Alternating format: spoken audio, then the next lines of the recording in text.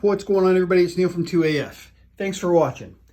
And today we're going to talk about something that I should have known years before I did. I've known it for a good while now, but it was years before I really found out about it. And something happened in the last couple of weeks that made me realize that maybe there's a lot of you who don't really know about this. So first, let's talk about red dots. Man, red dots on ARs are super simple. Within reason, that's an important factor. Within reason, you can pretty much hit targets to as far as you can see them. They're fast. They don't require any specific head position behind the gun. So there's a lot of advantages to having a red dot on a gun, especially something small and light. This is a 12.5-inch Centurion Arms gun. In any case, you do not always want or need or will use a magnifier with a red dot, but I think it's important to have one. Even if you're not using it all the time, a magnifier is a super helpful tool for a red dot equipped rifle. Now, magnifiers are not awesome. They have a good handful of issues that you have to mitigate when you use them, but there's no two ways around it.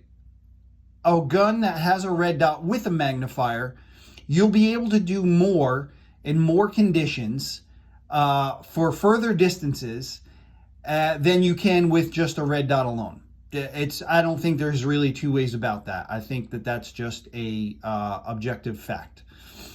However, I got my first magnifier when, to the best of my knowledge, Aimpoint was the first company that came out with a 3-power magnifier. I don't know what year it was. I'm going to guess it was sometime around 05 or 06. I could definitely be wrong about that, but I don't think I'm wrong to within a couple of years. So somewhere right around there, 05, 06. Now, I got it. I put it on my gun. I was pretty happy with it. There wasn't a lot to compare it to. In fact, there was nothing to compare it to. After Aimpoint came out with theirs, there were some other cheap ones that hit the market, like LaRue had that Po' Boy, and that was really just like a monocular that they made work on a gun. It wasn't a magnifier that was designed for a gun. Moving along. So years went by, and I think the first person to mention this to me, and I didn't read it in any manual, I didn't hear anybody else talking about it. And so the first time I heard about it, I was like, are you kidding me? Really? So I was at a Kyle DeFore class, and it was probably 2010. Somewhere around there. Maybe 2011. So it's good 5 or 6 years that I've had a magnifier. And no one explained to me how once you zero your red dot and you put a magnifier behind it, you need to zero again with the magnifier. Now, let me explain this. Zero your gun, magnifier either off or push to the side, right? Zero your red dot, just like you normally would. Or if you've got a gun with a red dot on it and it's zeroed already, and then you add a magnifier, zero it again with the magnifier in there. Now, to quantify this a little bit, you have to have a good zero. Like, whatever distance you're zeroed at, and you know, I'll even say, like, if you're someone who do zeros at like 25 or 35 yards, I would say that it could be tough for you to tell the difference, and that there could be a different zero once you put the magnifier in front of the red dot.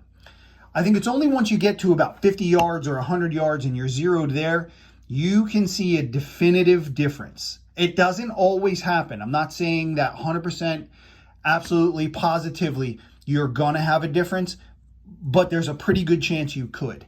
And when I zeroed this gun, there was a difference. Had a good zero with this. I mentioned before, I zero at 100 yards. I use a B8 target, and my zero is like 10 rounds, no time limit. Everything's in the X and the 10, all right? That's a good zeroed gun. That's what I'm talking about. Now, put the magnifier in front of it.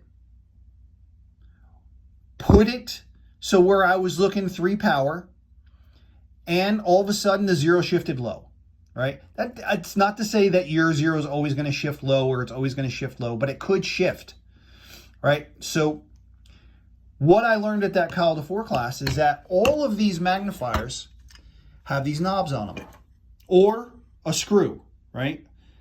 Aim points have like a little Allen head screw, kind of like that. These EOTech ones, these are knobs that you can turn.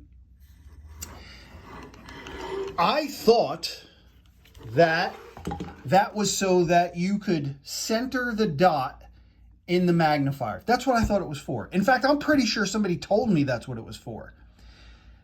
Turns out that's not what it's for. These are to zero, right? You can even see it on here. Man, my magnifier is a little bit old, so you might not be able to see that.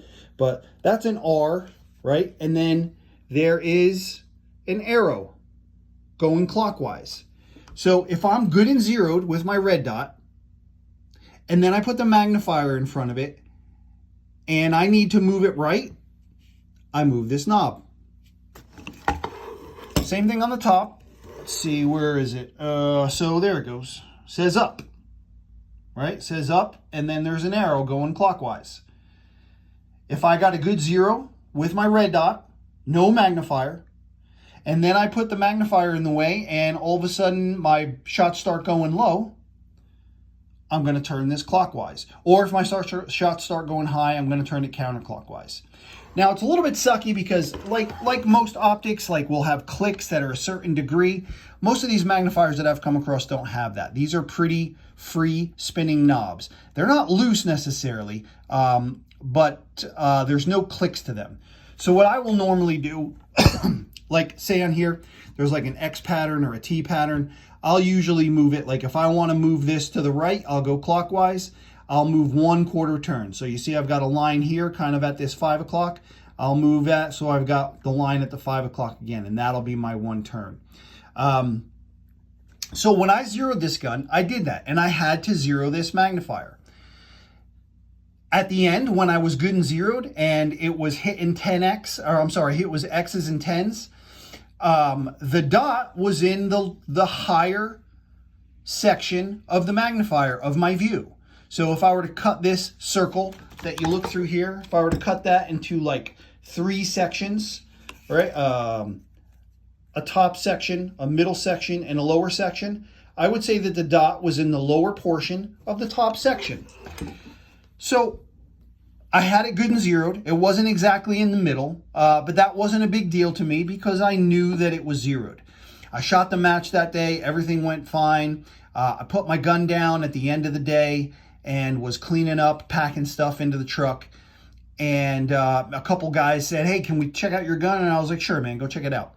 So they were looking at it. And then, like, I don't know, a couple days later, one of those 2 guys who was checking the gun out, they came into the office and they were like, hey, you know, we saw your gun and your dot wasn't in the center, and so we moved it into the center for you. And I was like, you son of a bitch. It didn't matter to me a whole lot, and I'll tell you why in a second. But I was explaining to him about all this, about how you have to zero your red dot, and then once you put a magnifier in the way, you've got to zero it again.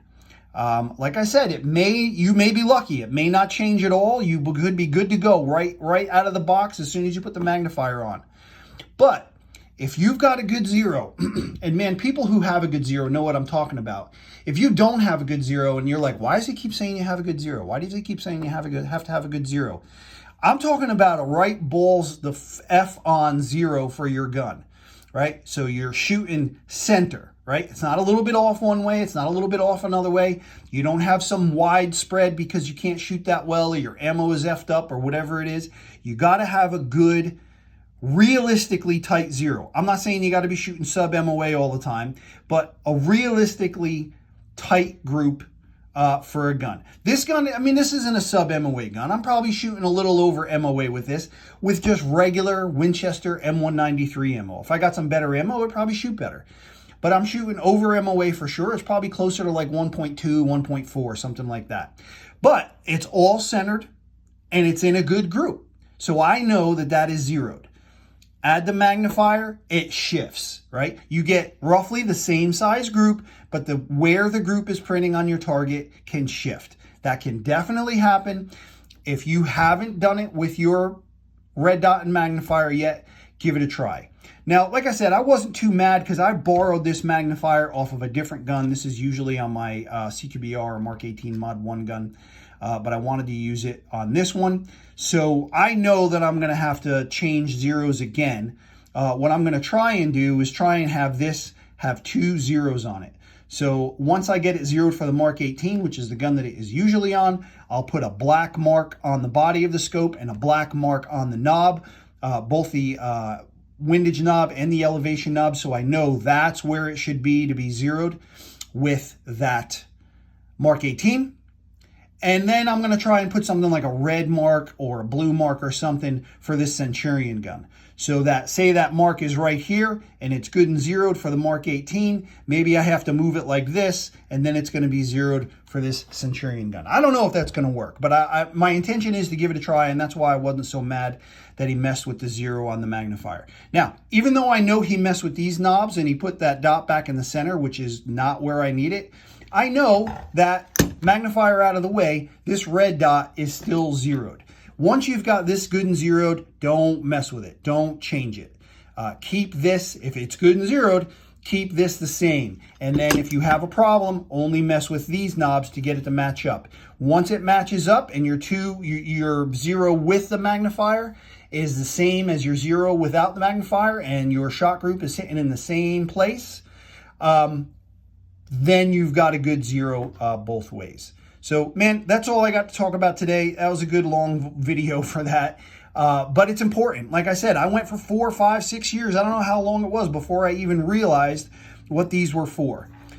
So, again, it's Neil from 2AF.com. Head on over to the website, get signed up for email notifications, look around for Centurion arm stuff, forward control stuff, G2 gear stuff, Reptilia stuff, aim points, CO tags, SBA3s, you know, whatever.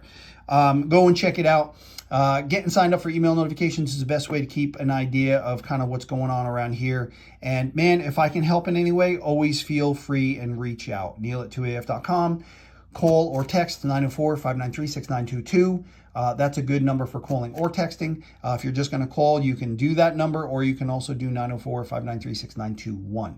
Or just message me on any of these social media platforms. And if you're local, stop on by the office. We'd love to see you. All right, that's all I got for you again. It's Neil from 2AF.com. Thanks for watching.